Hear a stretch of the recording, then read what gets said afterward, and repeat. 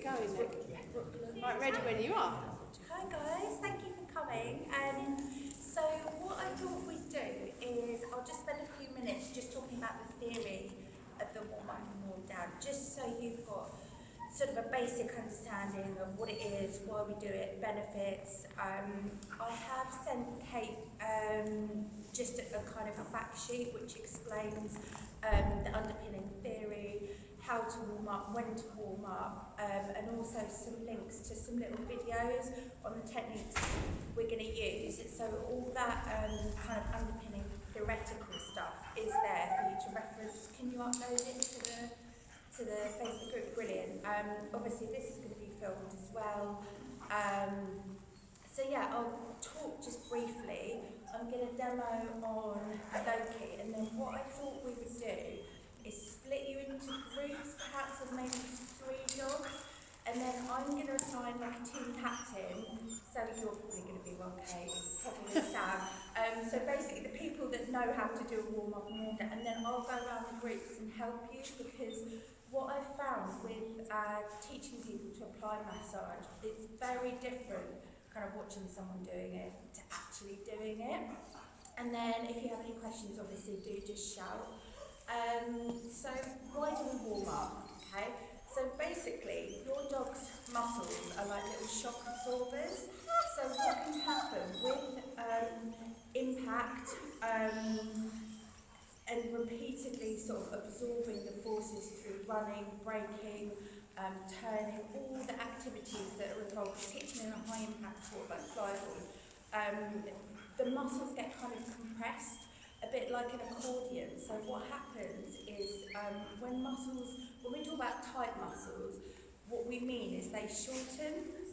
So if they're short, then their capacity to absorb the shock from those dynamic forces is reduced because there's kind of nowhere for it to go. Whereas if we lengthen them out through our warm-up massage, it's a bit like, as I say, an accordion. They can absorb that shock a lot more effectively, which is going to help sort of mitigate some of that force, which means that they're less prone to injury.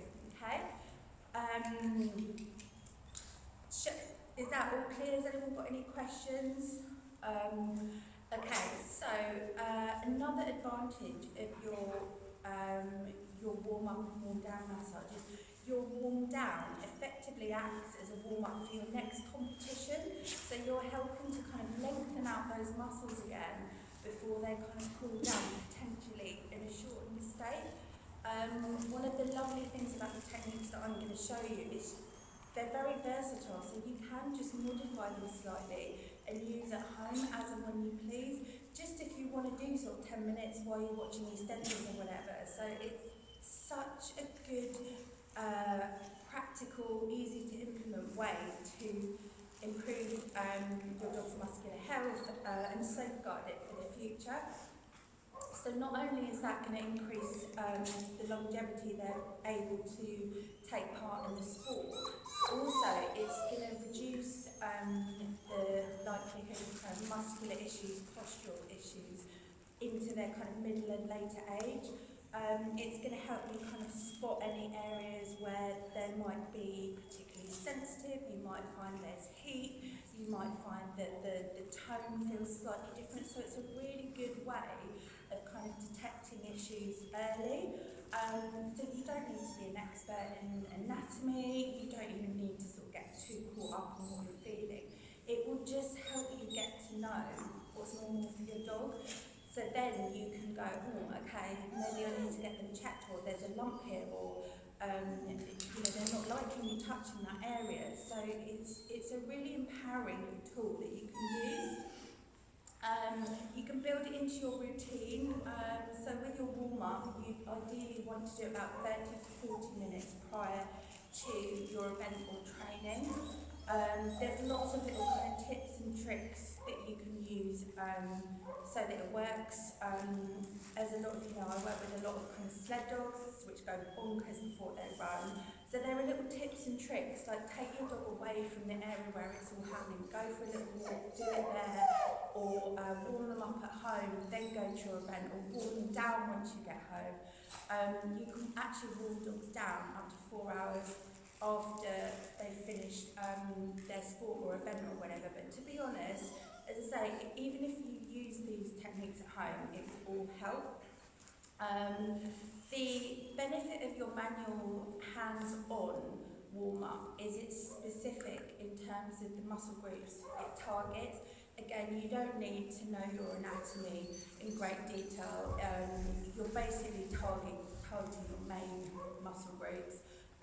Whereas if you're doing a dynamic warm-up, so what I mean by that is doing your walking and trotting around, that will help, but it's not as specific in terms of targeting those particular areas.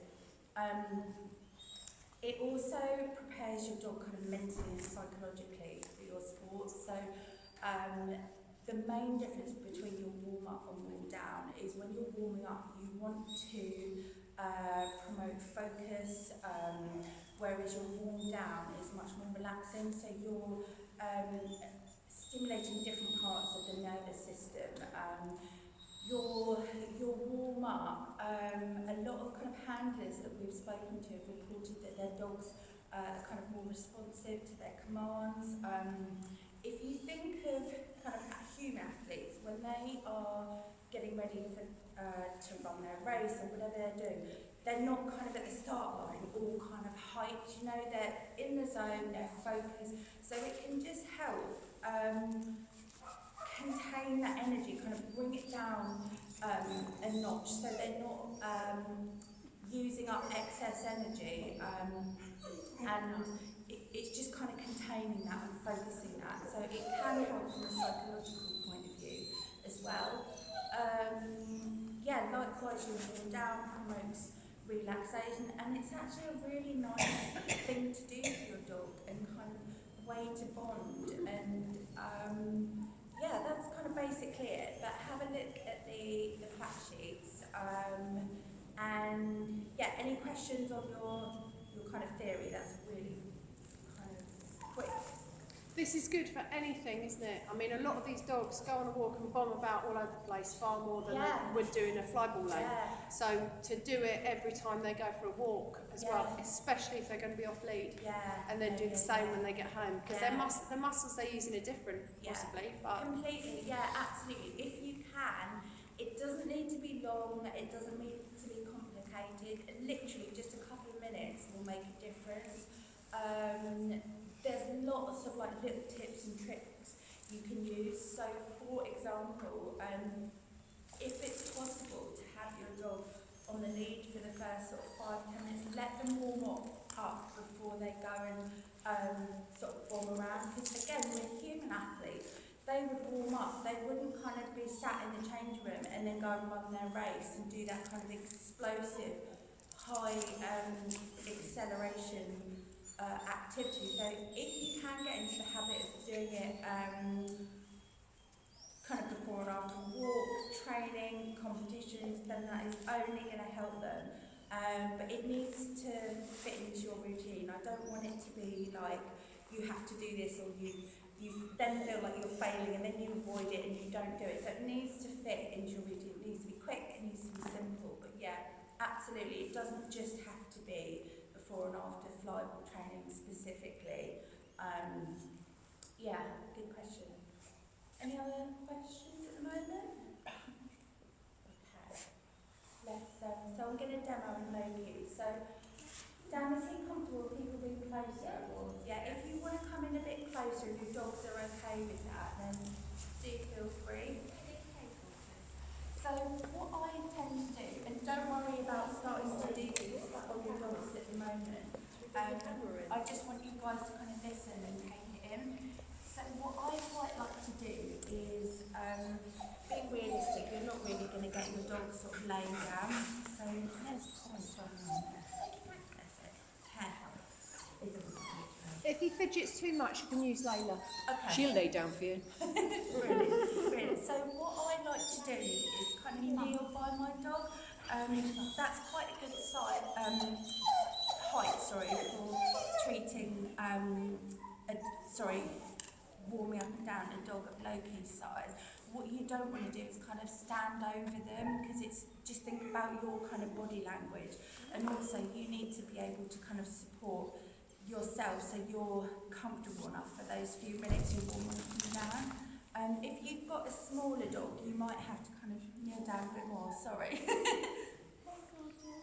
Okay. Is he alright? No, he's exactly the one in. Does he prefer to face? Yeah. Thank you. Come. Get out the pocket. So when you approach them, just try and be mindful of how you want to be approached. So try not to go straight in, which is really easy because you're thinking about how you apply your technique. It's possible to get in and stand. Good woman. See, this is the reality of doing it kind of in the field. Okay, so what I quite like to do is pop a hand on their chest. It's quite nice for them if you've got one hand just resting on them. It helps them feel secure. Be conscious not to sort of lean your body weight or press on them. So yeah, I like to start with one hand on the chest, and then I treat the side that's furthest away from it, just because it's more comfortable and natural in that position. So the idea is that you want to work longitudinally down the muscles, so your hand faces the direction you want to go. So rather than kind of going sideways like this or trying to twist your hand, so being in this position works quite well for that. You can pull it around. It's because it was the trees now. So Should we use Layla? Layla won't I think move. he's a bit too wound up. okay. Sorry, Loki. You Go on, know, Layla. ready, aren't you? Just no twerking, Layla. Okay, so let's use it. Okay, so I'm just popping my my hand on her chest, and then I'm going to work just down the fleshy part of her shoulder. So you want to find the midline here. Don't worry about taking this all in. It's going to be filmed. There's notes. I'm going to come and help you. So you want to use the entire surface of your hand. So you want to be sort of reasonably firm, but keep your hand supple, which sounds like such a contradiction, but you want to kind of mould your hand to the contours of their body so it's not rigid. This can happen, sort of claw hand. This is also a common one where people kind of can roll the hand, where you start with the fingers and then end up digging in with the heel. The idea is you want to kind of glide your hand onto their body so you're exerting uniform pressure the whole time that you're applying the massage. Keep your fingers together. It's really common because you're concentrating on like 6 things at once for your fingers to kind of splay out. Hey, babes. Okay. So can we get her standing up? Is that possible? Have you got any treats? Hey, or sitting? Yeah, sitting fine. Okay. So I'm just going to do about 10 strokes. So for your warm-up, you want to go fairly fast. Remember, we talked about your warm-up is stimulatory, okay? So we don't want her to be so chilled that she does this and stuff. I'm ready to race.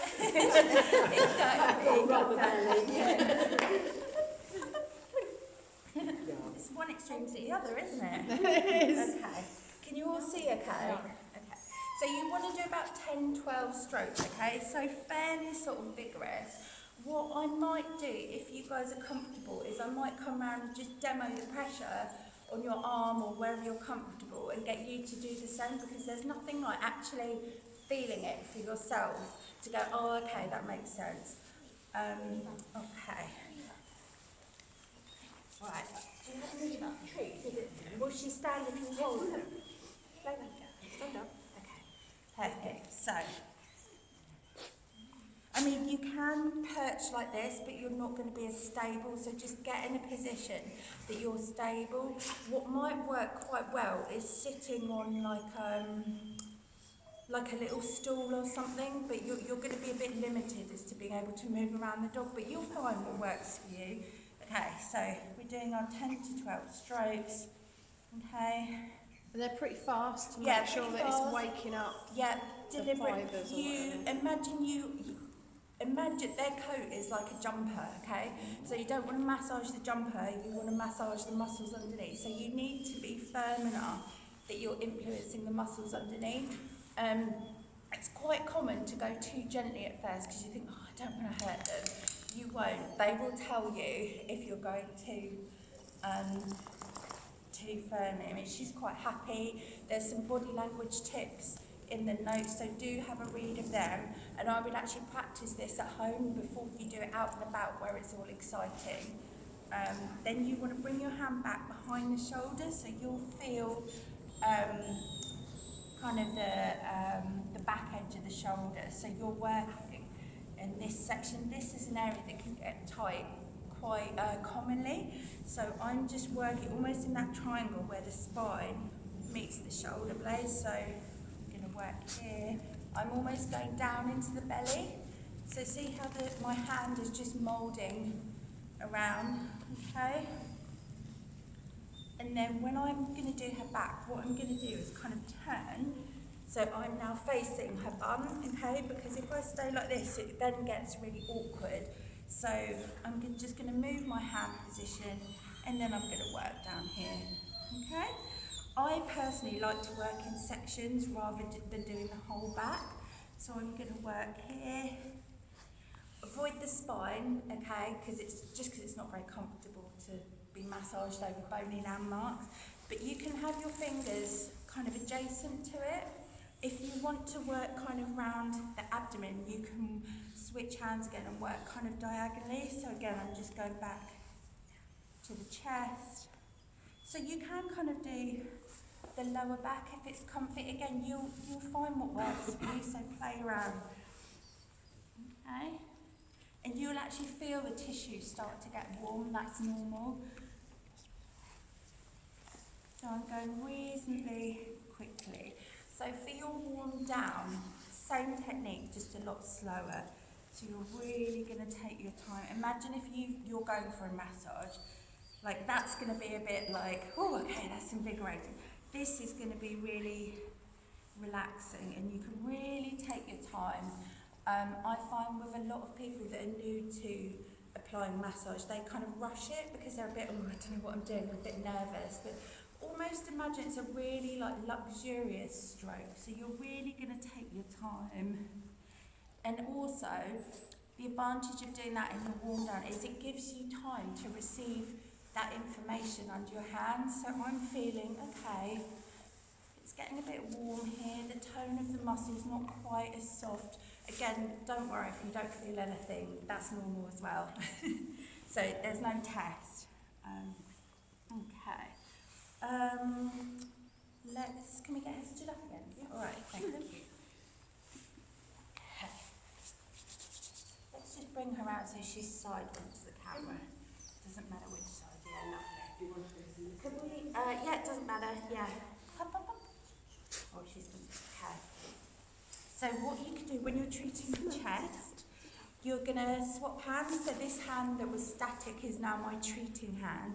And I'm just going to pop this hand resting here, okay? And then you're going to work down her chest. So my finger here is basically in her armpit.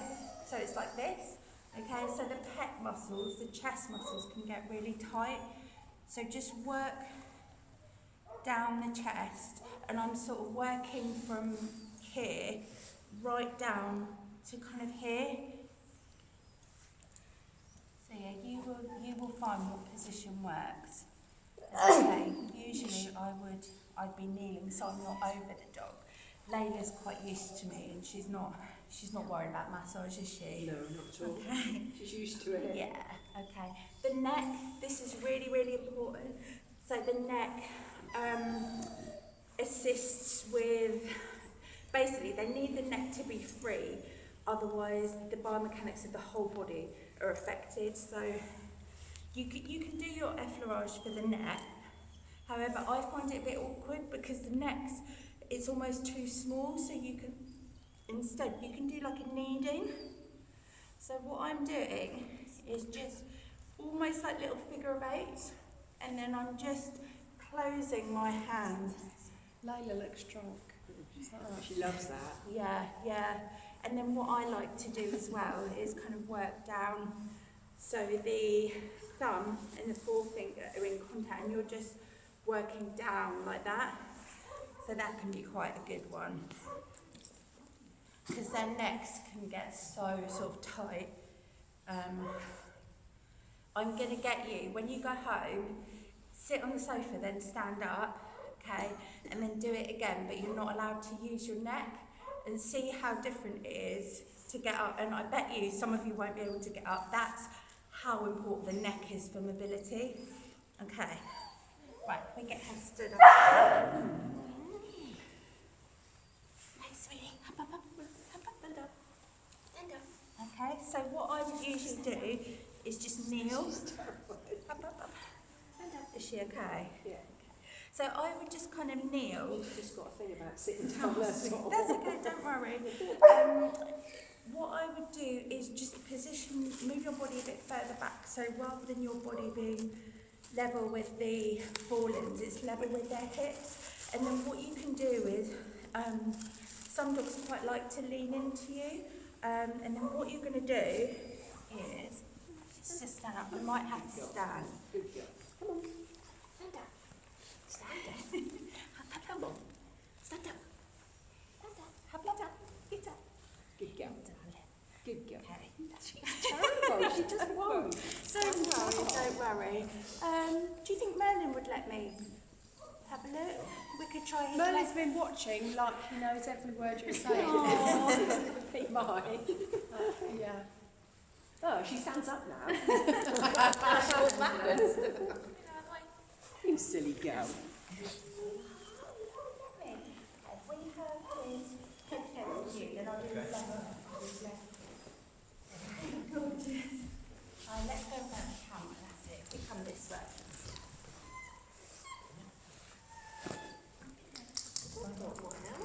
Quite hard for dogs to change. Yeah.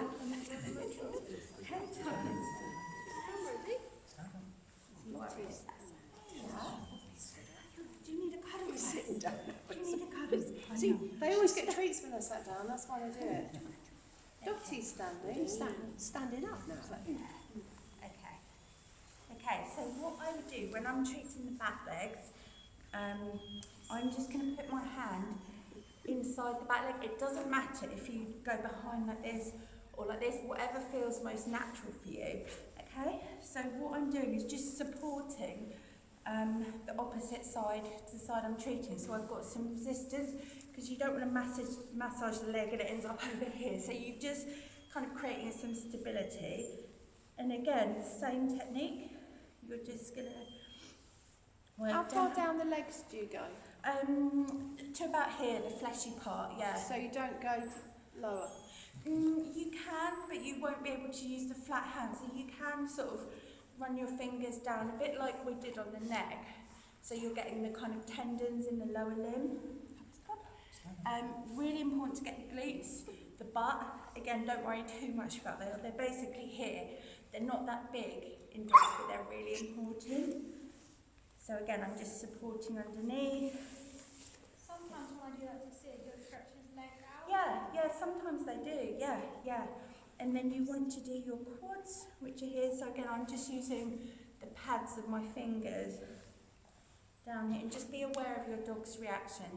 Practice at home, because it will take a while to get used to everything, because you're so focused on getting the dog in position, doing the massage technique, that you kind of don't look at how they're responding. So a really good learning tool is if you actually video yourself doing it, if you can bear to watch yourself, but then you can kind of have a look and go, oh, they were actually doing that when I was working that, oh, I can see I was leaning over them.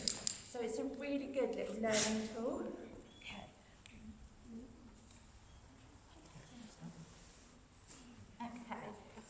Right, so then to do the hamstrings, I'm just going to use a technique where I use this and this surface. So I'm just, my thumb's doing quite a lot of work, my forefingers, and then to work your hip flexors in here. Again, you're probably not going to be able to use the whole flat surface of your hand, but you're using these fingers to make sure you get right up in the groin.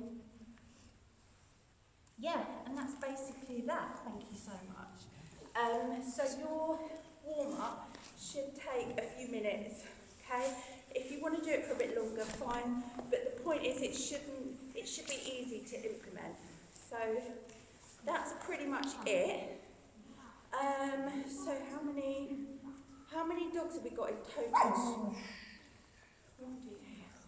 7, 8. 8. So if we do 2 groups of 3 and a group of 2, is everyone good with each other, or? Sid is what? As in dogs? Yeah. I'd keep all the dogs apart, I would. Yeah. I mean, Layla's alright, Loki's alright, Lottie's alright. Yeah, they're all alright. They just might play with each other though. That's the Yeah, okay, so let's split you up. So we've got Kate in one group. Sam, are you happy to be like team captain, because you know? Who else is confident with applying massage? Emma? No? My dog just doesn't like it. So yeah, if we split you into groups, and then you can be sort of getting on with having a practice, and I'll come round and give you a bit more kind of one-on-one. Does that sound okay? Perfect. Any questions on what you've seen? You might have more once you actually get to do it. Okay, cool. So if you split off into groups, give each other enough space. What did we decide to do? 2 groups of 3 and group of 2.